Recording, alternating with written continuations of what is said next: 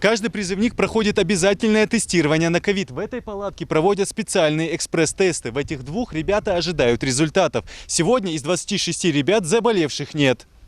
Уже в военной форме, гладко выбритые и полностью укомплектованные, эти парни готовы к военной службе. Традиционные наставления религиозных деятелей и представителей военного комиссариата. Главные посылы: на службе надо показать все свои лучшие качества. Ведь каждый из них представляет не только себя и свою семью, но и весь народ. Ребятам напомнили, что обязательная служба – важный этап для каждого юноши. За забором был Кейнахби, которые ровесники ваши, они вам завидуют. Не сегодня, так через год точно завидуют. Они совол дина, масейца гуа военный билет лупа.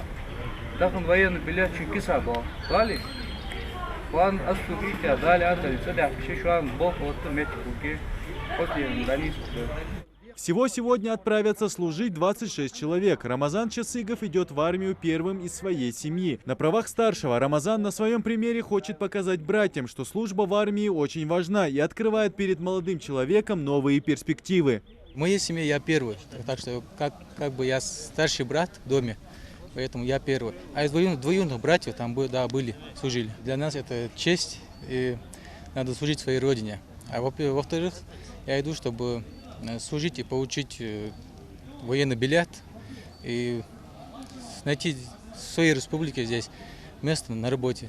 Это уже пятая отправка призывников в рамках весенней призывной кампании. Всего планируется направить на обязательную военную службу 200 человек. Сегодняшние ребята все до единого отправятся в военные части Росгвардии.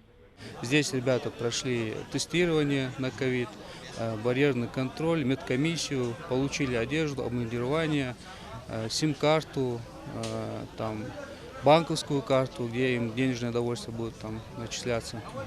Вот, в принципе, без срывов готовы к отправке.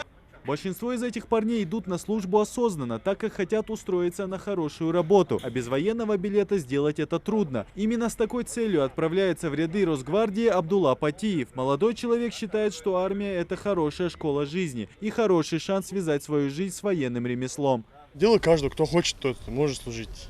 Чтобы получить военный билет, сейчас уже нельзя получать, 27 лет уже не получают. Раньше получали, а сейчас уже нет.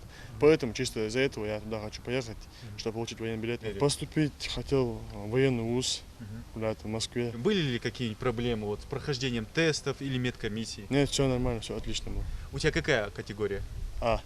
Весенняя призывная стартовала 1 апреля. Всего в ряды вооруженных сил страны уже отправили свыше 100 человек. Ингушские ребята служат в разных военных частях и городах России. К военно-воздушным, железнодорожным и космическим сегодня добавилась и Росгвардейская военная часть. По истечению полугода службы каждый из призывников может заключить контракт и продолжить служить родине, но уже с хорошей зарплатой и разными льготами.